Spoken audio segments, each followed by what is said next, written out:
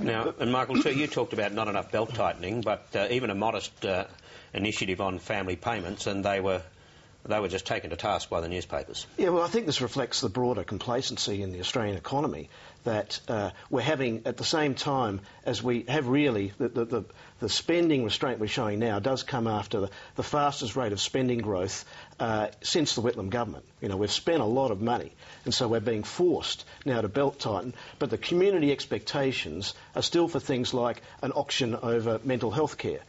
There's pressure for spending on dental care. There's many things you could spend more money on.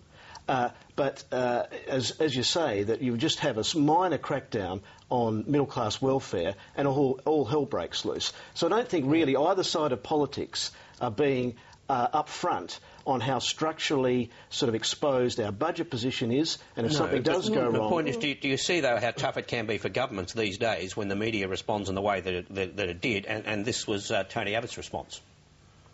What the Coalition will never do is accept the kind of class war cuts which this government excels in. Who says that two school teachers in a household are rich? Who says that a nurse and a policeman in a family are rich?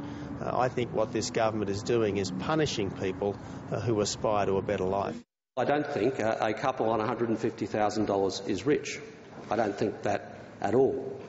But what I do think is that we need a family payment system which is sustainable. Well, the cutbacks to family payments were really kind of modest. I mean, you could have been forgiven for not getting that from the front pages of some of the newspapers, but people would only lose payments if their income increased. So none of the people you saw on the front pages of the papers were actually losing anything as of that day, other than the CPI adjustment to the supplement to their family tax benefit. So they still get the family tax benefit, and it still goes up.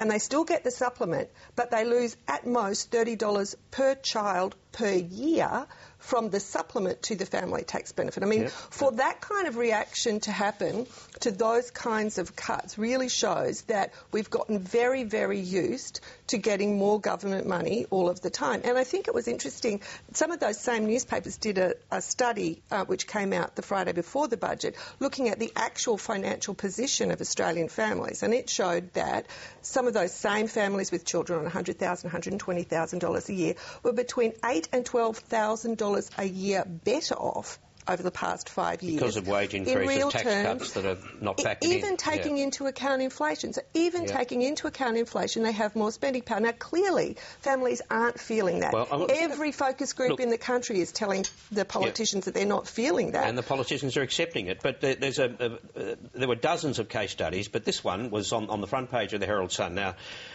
this bloke is a business consultant. He owns a city bar, and so he runs that at night. He earns around $150,000. He's got a mortgage of $650,000. He says he has a huge credit card bill, but he wants to keep his welfare. Now, why were the tabloids going into bat for these people? Well, I've got to say, I mean, we're talking about the opposition and the government here. I mean, I just think that the media coverage of this has been nothing short of disgraceful. I mean, it has been misleading. The fact it's referred to family tax benefit cuts for a start. I mean, where did the $150,000 figure come from? It came from the Howard government. There was always a $150,000 cap on family tax benefit A. It's always been there. There's been this pause before, and as the Prime Minister said, Tony Abbott supported it before. This is a media story which has just got completely out of control.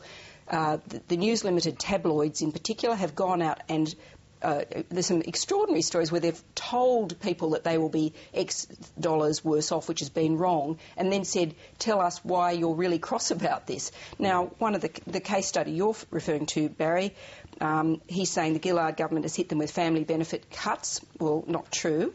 It's not clear to me whether he would have actually got all of this amount of money anyway, but as Lenore says, he'd only lose a bit. Higher flood tax rates, well, you know, they're a temporary thing and they're pretty small. Higher health insurance premiums, well, that's not something that the government really ultimately controls, no matter how much they'd like to talk about it. And a carbon tax, well, we don't know what the carbon tax is yet and whether it'll hit families for how much either. So this whole hysteria has built up, which politicians are obviously playing on and defending.